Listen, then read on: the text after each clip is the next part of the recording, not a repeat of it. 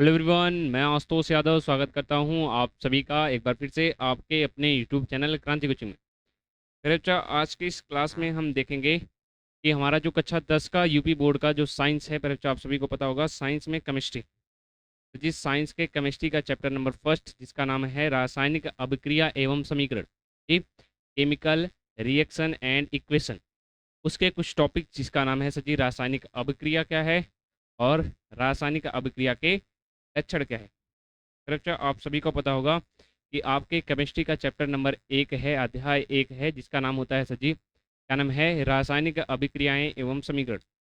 That means sir जिनको कहा जाता है केमिकल, इनको कहा जाता है chemical reaction and equation. Okay जी। अच्छा, 10 के चैप्टर के बारे में बात है, आप सभी को पता ही होगा। इसमें सबसे पहली जो हेडिंग आती है सर आप सभी ने देखा होगा, भौतिक परिवर्तन क्या होता है। सर भौतिक परिवर्तन और रासायनिक परिवर्तन क्या है। That means physical and chemical changes क्या हैं, समझते हैं। भौतिक परिवर्तन, सर भौतिक परिवर्तन यानी होता है फिजिकल चेंज।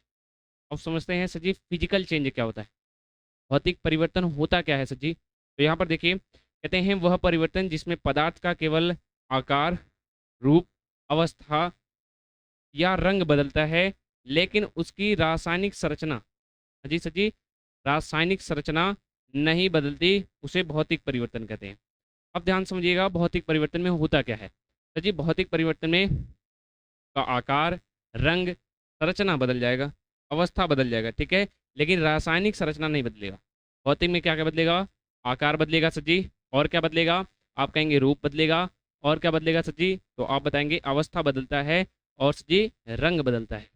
याद रखेंगे क्या कि सर जब भी भौतिक परिवर्तन होगा, ने क्या कहा, तो जब भी भौतिक परिवर्तन होगा, भौतिक परिवर्तन होगा, उसमें सर क्या क्या बदलेगा, तो आप बताएंगे सर आकार बदलेगा, रूप बदलेगा, ठीक है, और क्या बदलेगा, बोलिए। तो आप कहेंगे सर अवस्था बदलेगी, यानी ठोस से द्रव अवस्था, याद है पदार्थ की, तो ठोस से द्रव, द्रव से गैस, गैस से फिर पुनः ठोस में लाना, ये जो होता था कक्षा 9 में। आइए, इसके बाद क्या बदलेगा इसमें, और सर इसका रंग बदलेगा। ये सब बदल जाए तो ये होता है सर भौतिक परिवर्तन, ठीक है। कोई पदार्थ है, अगर वो ठोस से द्रव में बदल गया, जैसे सर आपको पता है बर्फ होता है जो कि जल का ही एक रूप है, वो ठोस से जब जल में कन्वर्ट होता है द्रव के रूप में, तो वो कौन सा परिवर्तन होगा, तो आप कहेंगे भौतिक परिवर्तन, सिंपल सा, बढ़िया। अच्छा, कोई पदार्थ हरे रंग का है, फिर आगे चल के वो लाल में कन्वर्ट हो गया भैया, कौन सा परिवर्तन, आप कहेंगे सर भौतिक परिवर्तन। क्या कहेंगे, भौतिक परिवर्तन। भौतिक परिवर्तन में क्या नहीं होता, तो आप याद रखेंगे रासायनिक संरचना चेंज नहीं होती, ठीक है सर केमिकल स्ट्रक्चर जो होता है इसका चेंज नहीं होता है, इसमें फिजिकल में, बढ़िया जी। तो विशेषताएं, क्या विशेषताएं हैं, कहते हैं नए पदार्थ का निर्माण नहीं होता है। अब कहोगे सर ऐसे कैसे, नए पदार्थ का निर्माण क्यों नहीं होता, क्योंकि सर जो भौतिक परिवर्तन में होता है उसी से कुछ बनेगा, कुछ नया, मतलब कि वो जो रहेगा उसी से बन रहा है, बढ़िया। हाँ जी, और क्या, यह परिवर्तन सामान्यतः अस्थायी होता है, ठीक है, केवल भौतिक गुण जैसे रंग, आकार, अवस्था, घनत्व, गलनांक आदि ही बदलते हैं इसमें, इस भौतिक परिवर्तन, ठीक है। रंग, आकार, रूप, संरचना, और यहाँ पर अवस्था, घनत्व, गलनांक, ये सब चीज़ें बदलती हैं भौतिक में। क्या नहीं बदलेगा, तो जी भौतिक में रासायनिक नहीं बदलेगा, बढ़िया जी। उदाहरण से जी देखिए बढ़िया से, जैसे बर्फ का पानी में बदलना, पानी का वाष्प में बदलना, चीनी का पानी में घुलना, कांच का टूटना, ये सब कौन सा परिवर्तन है, तो आप बताएंगे भौतिक परिवर्तन। क्लियर है, फिजिकल चेंजेस, सभी को क्लियर हो गया। आप कहेंगे सर हाँ, फिजिकल चेंजेस बिल्कुल बढ़िया से क्लियर है। तो चलते हैं सर अगला हमारा होता है रासायनिक परिवर्तन, दैट मीन्स केमिकल चेंजेस। ये क्या होते हैं, तो देखिए, वह परिवर्तन जिसमें पदार्थ की रासायनिक संरचना बदल जाती है और नए पदार्थ का निर्माण होता है, उसे रासायनिक परिवर्तन कहते हैं, दैट मीन्स केमिकल चेंजेस कहते हैं। केमिकल में अब क्या होगा, जो भौतिक में नहीं हो रहा था सर अब केमिकल में होगा। क्लियर है सर भौतिक में क्या नहीं हो रहा था, रासायनिक संरचना नहीं बन रही थी, रासायनिक संरचना नहीं चेंज हो रही थी, लेकिन इसमें चेंज होगी। जो उसमें नया पदार्थ नहीं बन रहा था, इसमें बनेगा। क्लियर है क्या सभी को, क्या होता है रासायनिक में? बढ़िया जी, विशेषताएं। विशेषताएं क्या होगा, ध्यान दीजिए। इसमें क्या होता है, एक या अधिक नए पदार्थ का निर्माण होता है। यह जो होता है अस्थायी होता है। वो वाला क्या था, भौतिक वाला, तो आप कहेंगे वो अस्थायी होता है। किंतु सर जी जो रासायनिक परिवर्तन होता है वो अस्थायी होता है। ऊर्जा का उत्सर्जन या अवशोषण होता है इसमें, यानी अभिक्रिया जो होती है आप सभी ने पढ़ा होगा, ऊष्माक्षेपी और ऊष्माशोषी अभिक्रिया। नहीं पढ़ा है तो इसके बाद मैं पढ़ा दूंगा आपको, कोई दिक्कत नहीं। आइए, फिर क्या होता है, पदार्थ के रासायनिक गुण बदल जाते हैं किसमें, रासायनिक परिवर्तन के अंतर्गत। क्लियर है यहाँ तक सभी बच्चे को? आइए आगे देखिएगा, उदाहरण जैसे सर जी लोहे पर जंग लगना, ठीक है, जिसे संक्षारण की प्रक्रिया कहते हैं। आप सभी पढ़ेंगे इसके बारे में। दूध का दही बनना, याद रखेंगे, बहुत बढ़िया ये है क्वेश्चन। तो जी दूध का दही बनना कौन सा परिवर्तन है, भौतिक परिवर्तन या रासायनिक परिवर्तन? तो आपका जवाब होगा सर जी रासायनिक परिवर्तन। बढ़िया जी। अच्छा, कागज का जलाना, यानी कागज जलाना, मोमबत्ती का जलना, ये सब कौन सा परिवर्तन है? तो आप कहेंगे सर जी ये सब है रासायनिक परिवर्तन। That means chemical changes. ठीक है, हाँ जी, सभी को physical changes and chemical changes सभी बच्चे को क्लियर है? तो मैं आगे चलूं और आपको समझाऊं रासायनिक अभिक्रिया क्या है और उसके लक्षण क्या है। आज का मेन मोटिव वही है, ये तो छोटे छोटे से थे। आइए, तो जी रासायनिक अभिक्रिया क्या होता है, केमिकल रिएक्शन क्या होता है, उसके बारे में समझाइए। बहुत सिंपल है सर जी, देखिए कहते हैं जब कोई एक या एक से अधिक पदार्थ, दैट जिनको कहा जाता है रिएक्टेंट, आप कहेंगे सर जी ये क्या है, मैं आपको बता रहा हूँ, आपस में क्रिया करके नए पदार्थ यानी कि प्रोडक्ट, क्या बना सर जी, प्रोडक्ट बनाते हैं। ठीक है, अभी आप कहेंगे सर जी रिएक्टेंट क्या है, प्रोडक्ट क्या है? तो सर जी रिएक्टेंट यानी होता है अभिकारक, होता है अभिकारक। आप कहेंगे सर जी क्या इसका दूसरा नाम भी है? हाँ जी है, क्रियाकारक। क्या नाम है? क्रियाकारक जी, अभिकारक या फिर क्रियाकारक। बढ़िया जी। प्रोडक्ट, सर जी प्रोडक्ट का मतलब उत्पाद। आप कहेंगे सर जी हम तो हिंदी मीडियम वाले हैं, हमको हिंदी में ही चलता है सब कुछ, इंग्लिश तो समझ में नहीं आएगी। तो सर जी याद रखेंगे, बहुत बड़ी बात नहीं है। रिएक्टेंट यानी होता है अभिकारक या क्रियाकारक, और सर जी प्रोडक्ट यानी होता है उत्पाद। ठीक है, बनाते हैं तो उसे क्या कहते हैं, रासायनिक अभिक्रिया। जी जब कोई, ध्यान सुनिएगा, जब कोई एक या एक से अधिक पदार्थ आपस में संयोग करके, ठीक है, यानी कि जिसे एक या एक से अधिक पदार्थ होता है, मैं यहाँ पर आपको समझा रहा हूँ पूरा रासायनिक अभिक्रिया। देखिए जैसे सर जी एक या एक से अधिक पदार्थ ए और बी है, आपस में मिलकर एक नए प्रोडक्ट बनाएंगे जिसका नाम होगा ए बी। सही बात है, मिलकर बनाए ए बी। हाँ जी, हाँ जी। सर जी ये जो दोनों हैं, ये ए और बी, ये कहलाएंगे रिएक्टेंट। क्या कहलाएंगे? रिएक्टेंट। दैट मीन्स सर जी, तो रिएक्टेंट यानी होता है सर जी अभिकारक और क्रियाकारक। और सर जी ये जो होता है इसको कहते हैं प्रोडक्ट। अभिक्रिया से जो बना उसी को कहते हैं प्रोडक्ट।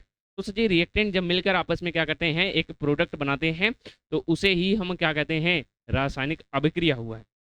दो लोग मिलकर, ठीक है, एक नए पदार्थ का निर्माण कर देते हैं, वही सर जी कहलाता है रासायनिक अभिक्रिया। क्या सभी बच्चे को क्लियर है?